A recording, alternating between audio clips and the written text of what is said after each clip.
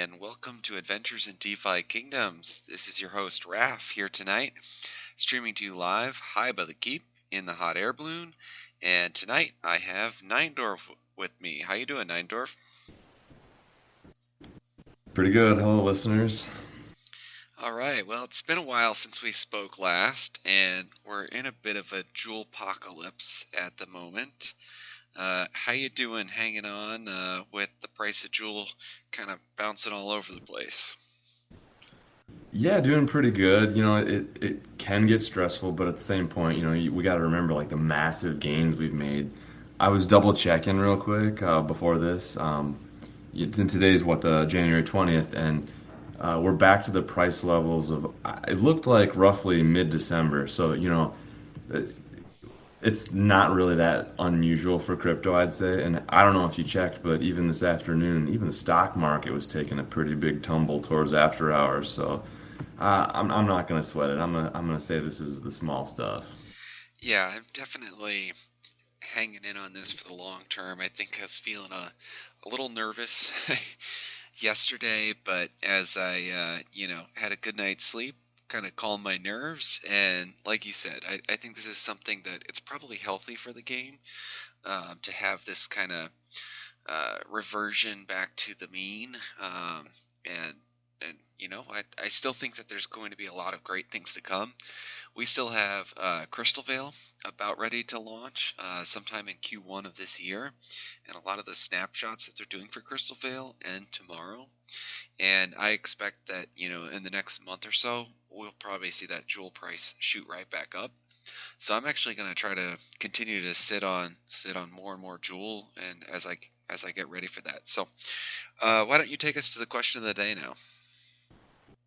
Yeah, sure. So we might even had two Wednesdays since we last met. I forget when the last date was, but something that I always check every Wednesday when they release their new patch to beta is I go over and check out the Stylus Sandra.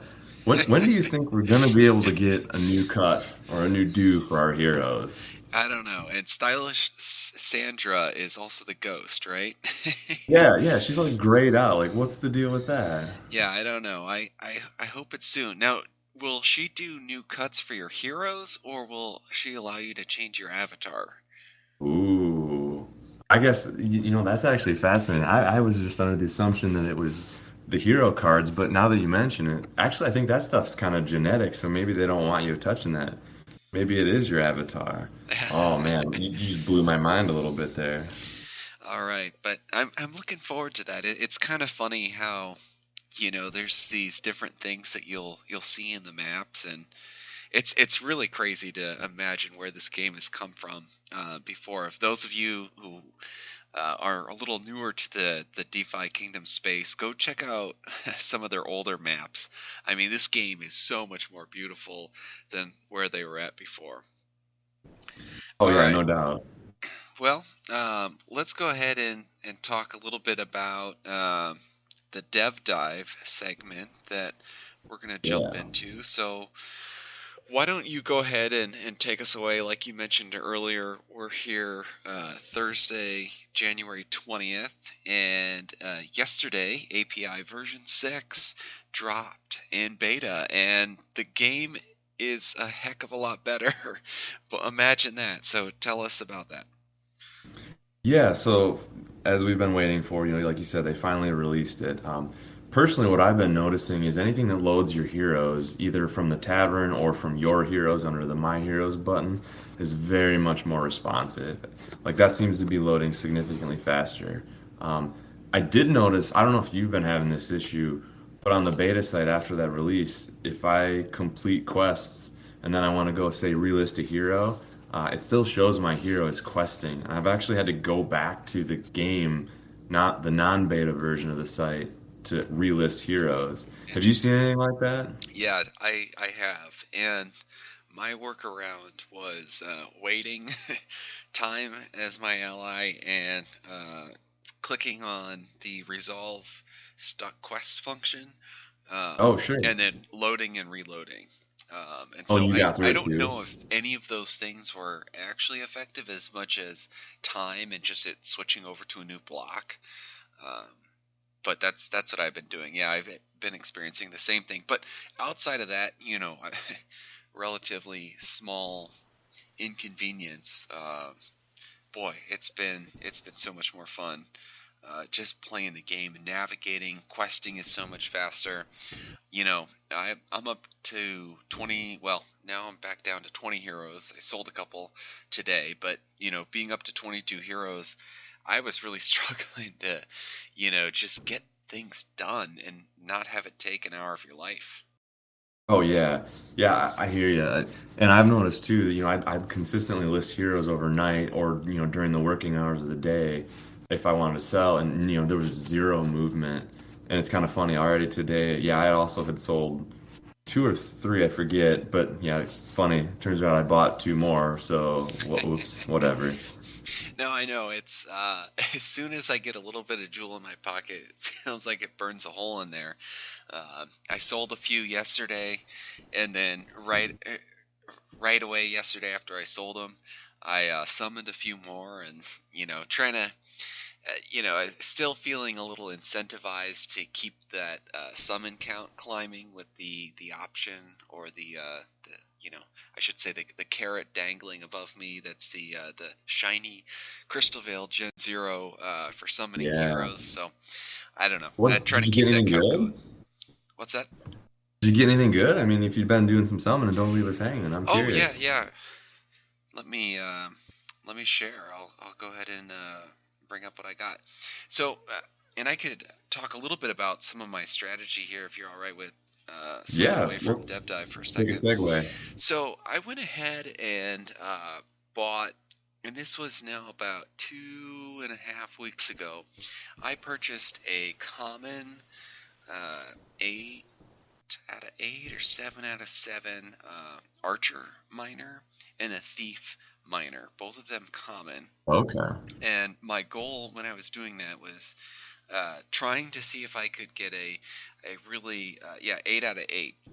This guy was the first of the two pair that I bought, and he's a miner, and he has that purple strength too. Ah, nice. And so I went ahead and bought him and a thief, and I was going for that pair where you're getting the archer thief, you get a dark knight. And I decided, you know what, I need. I don't care if it's common guys, because common guys can be decent jewel bringers on the mining quest. And so I've been sending them out and summoning. And out of the 4 summons that I've done, I got one that was a pirate, a legendary pirate, and Oh, so nice. the it went ahead and played in my favor here. Legendary pirate, 5 out of 5, and then because I've been selling some of the archers that I've been getting, that I've been spawning, I've been continuing to resummon, and then last night I got a mutation, and believe it or Oh, not, check nice. this out: warrior, thief, strength, double strength mining. Nice. And so I couldn't be more thrilled with that kind of turn of luck. He's an uncommon, but still that's pretty exciting for me. So that's been That's my cool. strategy right now. And I was listening to, I can't remember what podcast it was on YouTube, and um, I'll see if it comes to me later. But one of the hosts there mentioned that he was getting about one jackpot a day on his mining quests.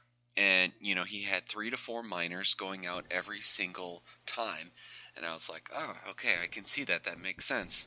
And so I'm sending out, about 5 groups of miners a day, about 3 at a time, with the summons that I've been doing. And with that, I'm finding I am getting about one jackpot a day, and that is pulling from my lock jewel balance.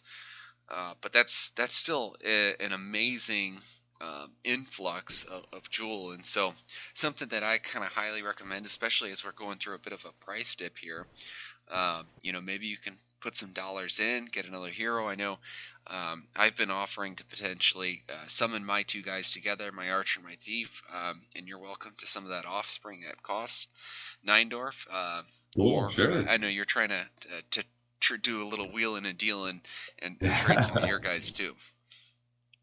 Yeah, that's cool. Yeah, and it's kind of funny because I'd realized that, I only had three minors, and yeah, I guess I didn't really think about the jackpot odds. I'd only gotten at two ever, so I just kind of considered them like a rare item. And then we chatted earlier, and you'd mentioned how you can actually get a decent amount of jackpots if you have enough heroes.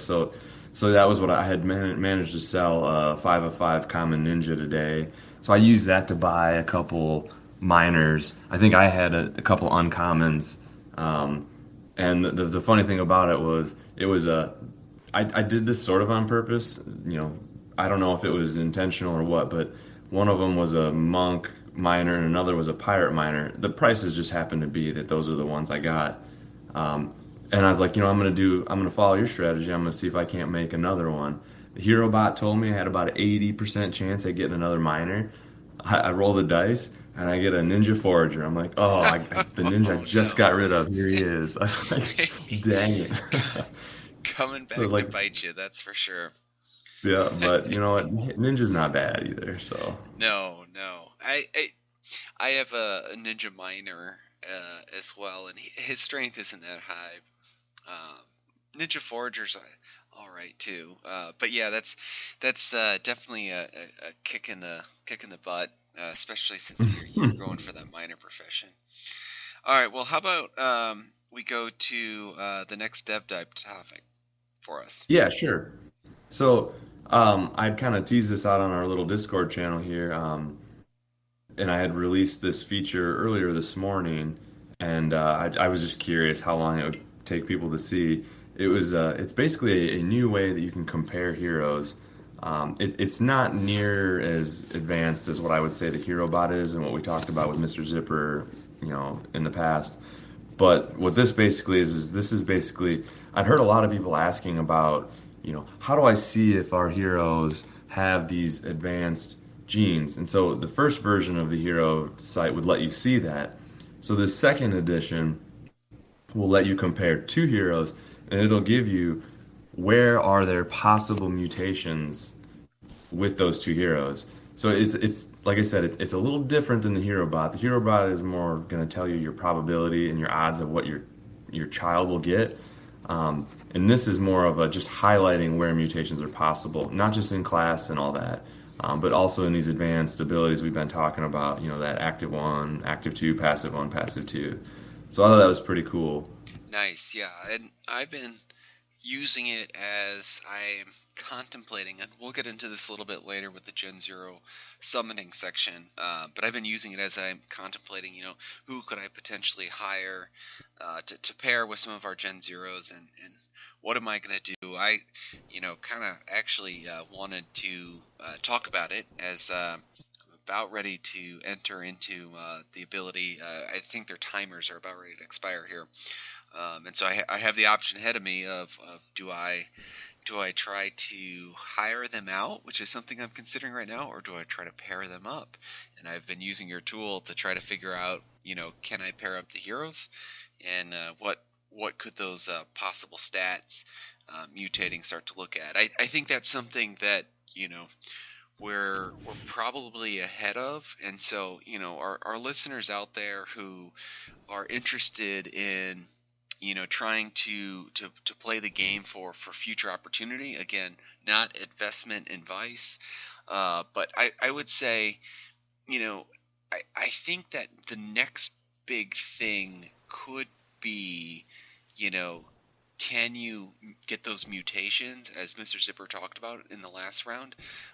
Could you get those mutations of those combat skills, and end up selling those heroes with those advanced, elite, or transcendent mutations down the road? And it appears right now that there really are not that many heroes out there that have these skills, and so I suspect that once those skills become visible, that those are going to become a premium.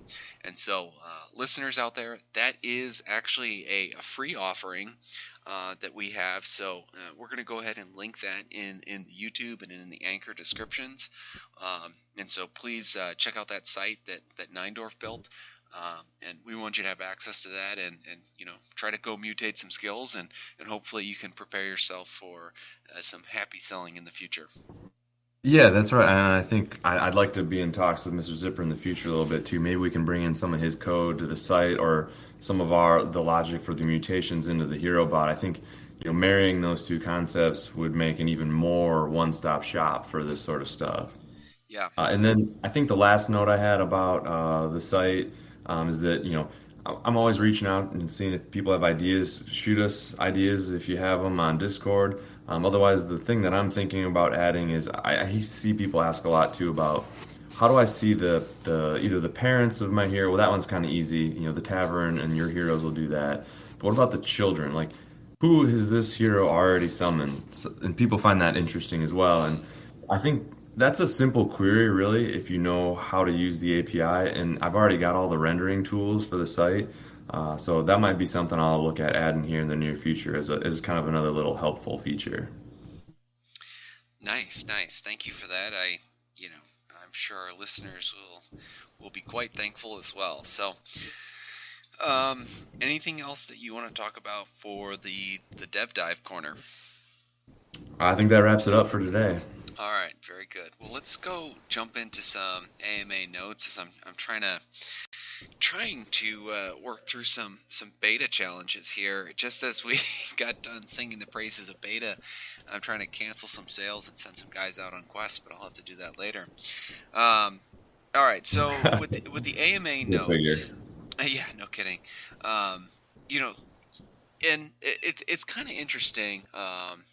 In retrospect, thinking back on the week, as I mentioned during the intro, feeling a lot better after a good night's sleep about the game. And, we had a lot of uncertainty in the crypto markets today and yesterday, and a lot of dropping in jewel price this week. And this was one of my actually favorite AMAs that we've had. There was just so many amazing nuggets dropped, and as I always like to reference this from Sandwich Punch. It's the sacred text of Hubert. He was there on the AMA, and the things that stuck out to me the most, the first one was time turn-based combat system. And I'm actually really excited about this. This is near and dear to my days of playing RPGs, like Final Fantasy VII. And so the way that I understand it is that there is going to be a timer turn-based combat. And so what does timer mean? Timer likely means that you're able to choose basic actions, or your hero will continue to make actions on a set timer, and then every so many seconds, and Hubert referenced it might be like 30 seconds, you would be able to actually potentially set maybe it's a combat ability, or maybe it's a changing your passive combat action, something of those sorts that could add a lot of strategy to the game. And so I'm actually really excited about how this, paired with the balancing that they've been doing with all the hero classes, can play into the game. And so I believe that you're going to be able to, and this is speculation now, but I believe you're going to be able to bring, a party of heroes in most cases to combat situations. And so, once you start to see what that opposing hero's combat layout is, you're going to have the option to probably, choose, to continue attacking, to use an active or an ability, or to switch out to a different hero that might counter that hero. And I think this is where the game will get really fun, because then you have opponents trying to counter counters, and you try to build a very diverse class of heroes, or a diverse group of heroes, to end up, fighting each other. And to me, this feels a lot like kind of going back in my time of playing Pokemon online where it was a turn-based combat system, but you had a party, and it was up to the user to define, the attributes, the different in Pokemon, the different, typings and the different abilities and the moves to anticipate, what your opponent could have. And so you build counters as answers to the weaknesses of the other characters that you have. And so I'm really excited about the potential cerebral nature of a turn-based combat system. That's really got me excited. What do you think about that? Yeah, I think that's pretty cool. It fits perfectly with like these are cards too, and they look like cards. Let's just let's be honest, right? And it also when I think of turn-based, there's a few games that come to me like you. One that jumps to my mind that I think was mostly turn-based and is one of my favorite games of all times was Knights of the Old Republic. Oh, I think you could see something really cool like that where like you said when it's my turn to decide what action I might retarget a different enemy with my knight, or I might have my archer start shooting at the other guy. Yeah, I think that it's a very similar concept to yeah, that game, and that game it did not feel turn-based when you were playing it. It felt live action, and I think they yeah. could do that here if they pull it off right. It's going to be amazing. Yeah. I mean that downtime, that time between turns, it can feel rushed when you're in the heat of the moment, and especially if your heroes in this case continue to perform their basic actions in between those choices. I think it could feel really really live and exciting. So, yeah, Right. I'm looking forward to that for sure. All right, so the next note that I had was traveling on the map to different areas. And so last time they gave us a sneak peek of, the areas of the map where there was a sword, what looked like, and a sunken pirate ship. And one of the things they talked about is that you would actually be traveling, your hero would be traveling to these different areas. And I don't know if that's like an actual transaction in order to travel to an area, but it made it feel a lot more interactive of what they're hoping to achieve with the map in the future. And that's something that stuck out to me. Do you care if I wildly speculate here? Go for it. I think what's going to happen is you're going to see that look a lot like the mining and the gardening quest. To be honest with you, I Oh, sure. think you're going to pick a spot on the map, and that's going to say, "Oh, that's 15 quote unquote tiles away. That's going to take you, 150 minutes, and it's going to take 15 stamina." I almost bet that's what's going to happen, and so that begs those questions of, I'm trading that valuable stamina to move my hero. So I really have to have a plan in place. You don't want to get a group of three heroes all the way across the map to realize that you needed the monk and you brought the archer. You know what I mean? I love that. That is a great idea. That really has me excited.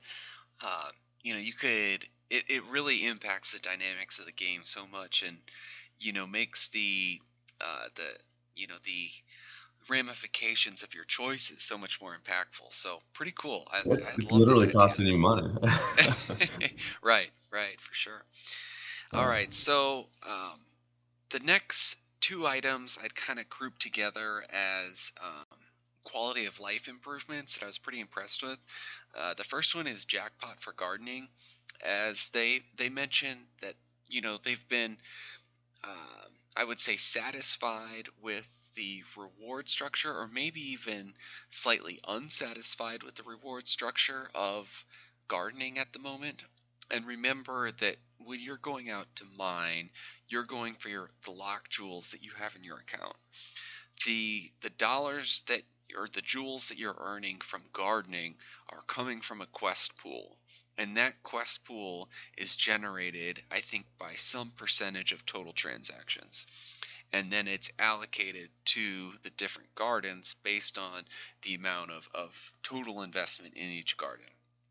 And so, one thing that they were concerned about when they first released the Garden Quest is, are we going to draw down from that pool too soon?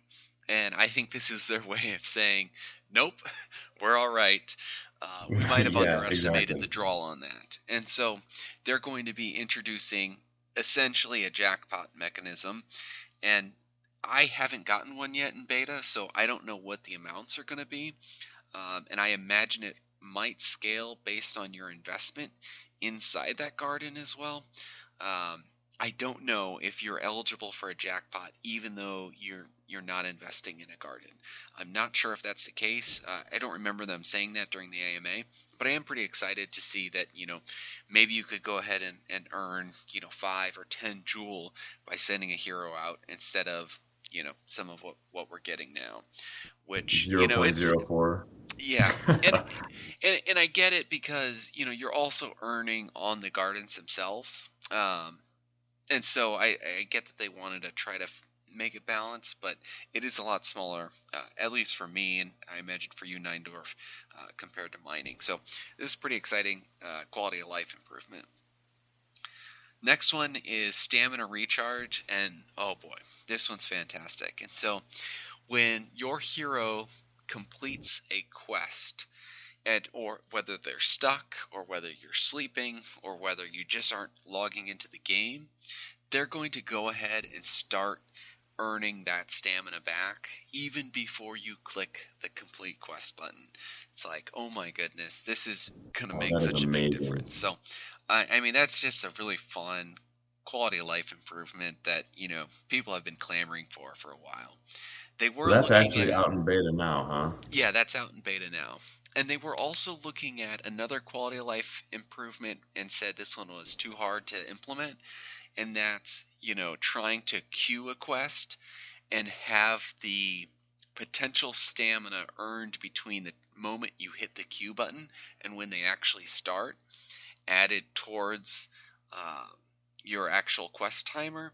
But they mentioned that with smart contracts that was just way too difficult to integrate, and so that's something that's not happening now, and probably won't happen in the future. Yeah, I could see that. That makes sense because there's so many variables like block time and you know yeah, I could see how that'd be very difficult. But how many times have you not wanted to send a hero out at night because you're worried that they're gonna get done at like you know 1 a.m. and you don't want them to sit not gaining stamina from 1 to 7 or whatever it is when you wake up. So I think that one alone is going to have huge impacts on people's quest returns, and I mean in terms of runes or jackpots. I mean that's huge to Yeah. me. Yeah, that's really a good example of listening to player feedback and making a change that just helps people out. All right, the next thing that stuck out to me that I thought was interesting was abilities are going to be absolute, and there was a question on if a active one on a warrior would be the same as an active one on a pirate.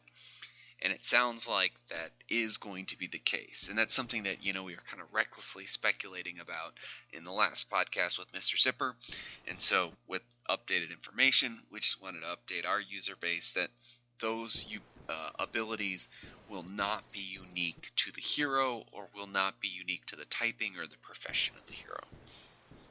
Ah, okay. So if it's like a chance to evade, for example, theoretically, I mean that is equally as valuable to all heroes, maybe situationally more capable on certain heroes, but that's interesting. That kind of changes the dynamic. So then as we and our listeners are out there trying to acquire these advanced, elite, or transcendent abilities, you kind of got to realize that yeah, we are truly hoping and praying that we get the right one selected for our hero. Yeah, I mean, they definitely did indicate that, advanced skill type 1, if it's an evade, it might pair better with a thief than it would with a paladin.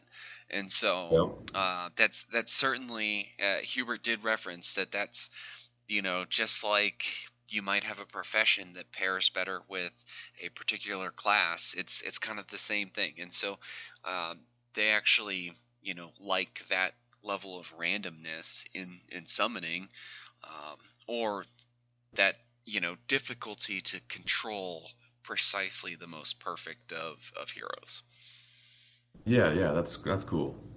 Yeah, something. So next thing they talked about, and this is something that actually we broke down in an AMA that we had on our Discord earlier this week, is that someone had the stones to go out and ask. It looks like the dev heroes have really broken abilities. That's not very transparent. What are you guys going to do about it? Oh, And yes. I really commend the question asker for asking that at an AMA. And Hubert's response, I think was interesting, and I certainly want to believe him, and I think I do believe him, that they did not mean for the first 10 heroes to have broken recessive traits on the abilities, and that the dev team is actually committed to trying to not summon with those heroes anymore because of that.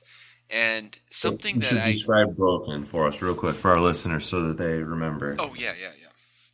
And so, when we're talking about some of these abilities, you have your active one, active two. These are dominant traits.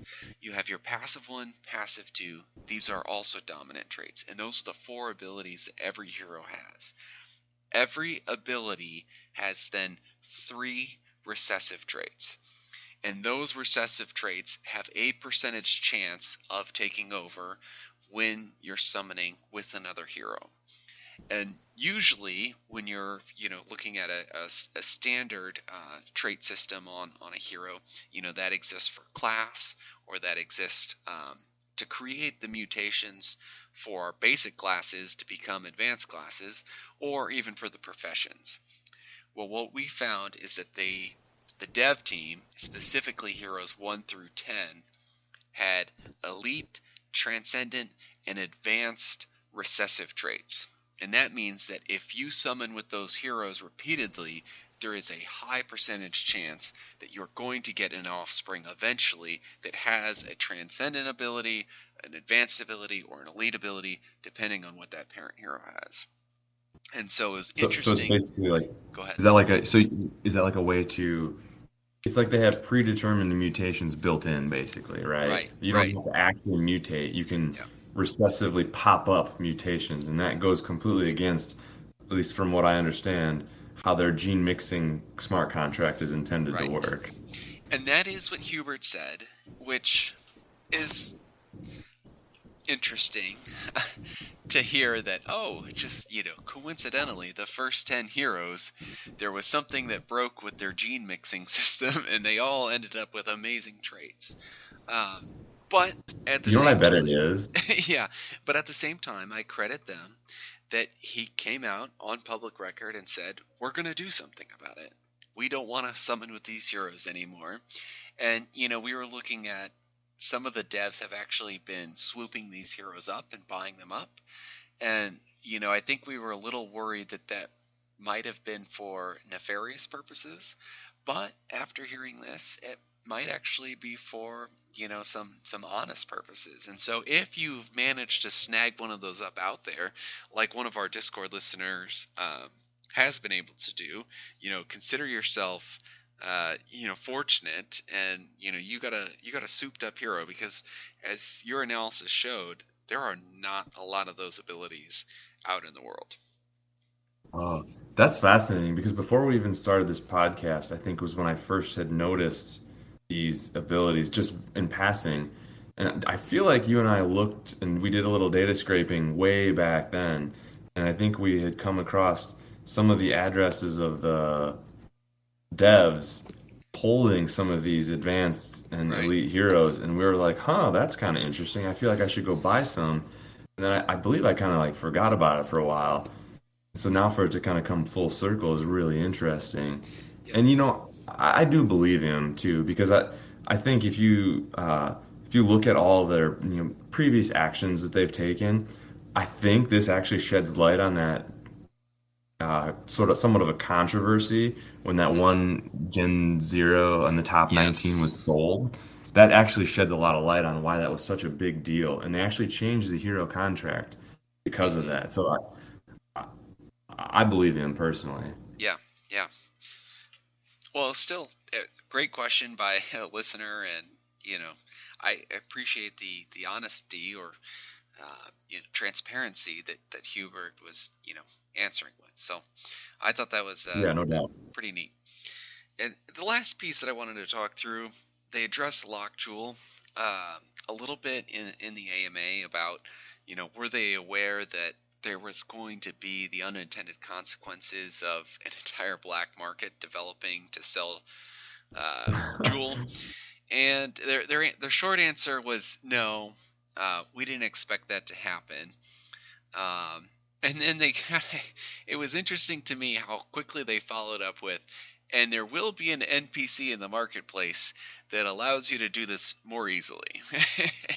And so it was kind of funny that, they also, put in a fair amount of caution out there to all listeners of saying, don't do this with a third party. You know, this is really only designed or intended for, sending Lockjewel from a compromised wallet to one of your other wallets. And so it's really for the user. But at the same time, they're kind of like, yeah, it's decentralized finance.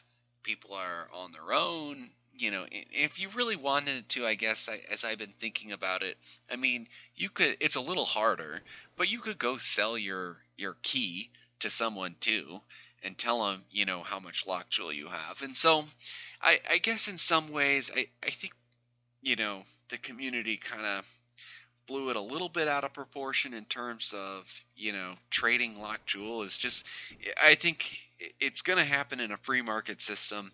And it was just interesting that their response was, don't be stupid about it and do it at your own risk. And the NPC is coming out in a couple weeks, so if you want Oh, to do that's it, funny.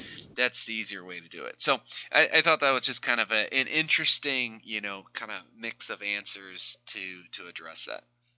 Yes.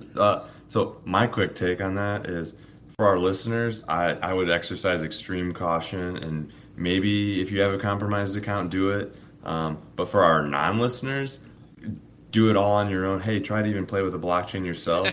All those locked jewels that get lost, that decreases the amount of tradable jewel and increases our value. So that's my take. Yeah, there you go. Yeah, and of course, there's been also, you know, I don't know how much you've paid attention to it, but all sorts of drama around the DFK wiki team this last week, which we're not going to get into, but also, kind of the black market trading sites. They're down and out for the time being. So there's not really a way to do it, even if you wanted to. Yep, that's right. All right, well, let's go ahead and transition over to Gen0 Summoning. It was your turn last time, and what did you get? Yeah, so as I was gearing up, I was going to continue my streak here of renting two other Gen Zeros to pair with our two, for two chances, because I really like that, the additional chances, because you just, over time, you're going to get more legendaries, you're going to get more mythics, the more chances you have at summoning. However, what I encountered was that this was in the thick of the tavern being a mess, and I went through, I don't know, 20 or 30 monks and pirates each, and I could not find anything that was not execution not reverted or summoning not available. So I was like, you know what, whatever. I'll put the two together. And as I kind of said earlier, it was kind of like my ninja. I ended up doing that again, and the RNG kind of. I kind of got two mutations here, or I shouldn't say mutations, rather, I should say recessive popping up that combined in a way that was actually okay. Nice, So nice. pirate plus monk, I was hoping for ninja, but I ended up getting a priest, and then the gardening trait took over. So I'm like, okay, so uncommon priest gardener, I can live with that. And I actually might Sure. keep this guy around for a while. All right. Well, that's exciting. And that was your second of your two summons? That is correct. Yep. And All then I right. passed them on to you, I believe it was. Yeah, I'm sitting on them now, and I'm actually I think my timer started a little bit ago here tonight, and I need to make a decision. I'll be honest. This is a tough choice. I don't know what I'm gonna do. I am tempted to try to just rent them out and gain a little more jewel right now. With the price of jewel so low, I'm kind of in jewel accumulation mode. And I'm thinking then I'm gonna maybe sell, pay off some student loans, or put it into the Yes. gardens once it increases in price a little later. So Hashtag I can't indulgent. really decide what I want to do, but I have a lot of heroes right now. So as much as that's been our mode of operation, yeah, I kind of feel like I want to stick on to as much liquid jewel as possible at the moment. So it'll be a tough decision, and I'll have to check back with the listeners once I make the choice, and we have our next podcast. Yeah, well, hey, either way, good luck to you. So one thing that we talked about yesterday as an investment team, you, Walton, and I, that we thought would be interesting to just chat about quick with our listeners is what is the value of a Gen 0? And, I was commenting that I thought it was funny that we talked about this with Mr. Zipper about a week ago, and, we were feeling pretty bullish at the time. Yesterday, we were feeling, pretty bearish, I would say. So what are your thoughts on a Gen 0? And, ultimately, we were thinking maybe we sell one with the value of Gen 0s dropping the way that they have.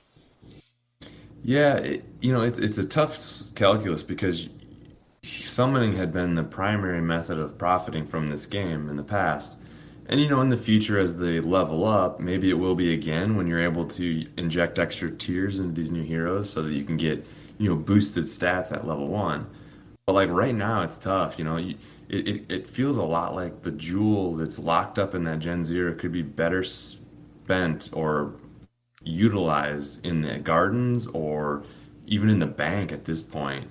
Yeah, And there's you can always buy Gen 0s again. There's a market for it. You don't know if they'll double in price, halve in price. But personally, it's a very tough decision. It is very difficult when you have that much jewel locked into one hero because you're never going to make that back in terms of questing. And if you can't make it back in summoning right now, it begs all these questions. So yeah, it's a tough one. yeah. Let's go check what the floor price of a Gen 0 is at the moment in Jewel. That's a good idea. We're at 2,500 Jewels, so it's interesting. And Yeah, so there it doesn't seem has to be a definitely lot come of down. there doesn't seem to be a lot of level differentiation either at the moment. Yeah, and I suppose that makes sense. I suspect that'll change as you get to like level 10. Maybe I agree. 5 will help somewhat. I don't know. I think it's going to have to be like level 10 when you can really start to get boosts that are meaningful. Hmm. Um, but it's we'll have to wait and see, I suppose. Yeah, for sure. Yeah, it's I yesterday I think I was almost ready to pull the trigger on selling, and today you know, I'm kind of feeling the opposite direction. And it was nice to see even this number, and we're probably looking at some fake tavern prices yesterday too, with the tavern, Oh, because no this was doubt. before the API was broken. But seeing the price of Jewel jump down and this not quite adjust as fast was definitely a little scary. So it was at 2,100, and so seeing it come up a little bit, makes me feel a little better. And there's only a couple there at the bottom. Yeah, and I think it's also important to remember too that we're in this odd transition where Crystal Veil is there. So maybe there's just if people are still holding their jewel, maybe that's why these prices are deflated. And when you get back to a more, I'll say, steady state where people aren't trying to get airdrops, maybe they'll be pulling these heroes off again. And so, if that is true, I think you'll see that roller coaster a few more times as the 3 new realms that are unannounced come out over the next, I don't know if it's year, year and a half. So I think I think we have, as Gen Zero holders, we have plenty of opportunities to get out if we want. So I don't think it's scary. Your investment instincts when things are crashing say, "Oh, bail, bail," but that is the absolute worst thing you can do. Right. So I think that is going to drive me moving forward. I I hear you. I think that's great advice, and I think for any of our listeners out there, again, like you mentioned earlier, a good reminder that jewel price was where it was at not that long ago. This is very normal for crypto markets for it to go up and down. And there was like I talked to really exciting AMA this week. I could not be more excited about the long term of the game. Short term, I'm feeling good that the API v6 has been released, and now long term, I'm really looking forward to that combat. I think that's going to be a lot of fun. Yep, absolutely. I think, my closing thought here would be, let's see where this game goes. Let's see all the awesome things they can do. The dev team has always been delivering. They've continued to give us cool features and, the promises of more to come. And I'm excited. That's all I got. All right. Well, thank you very much from Raf and Neindorf, and we wish you the best of questing. Thank you for listening, and take care.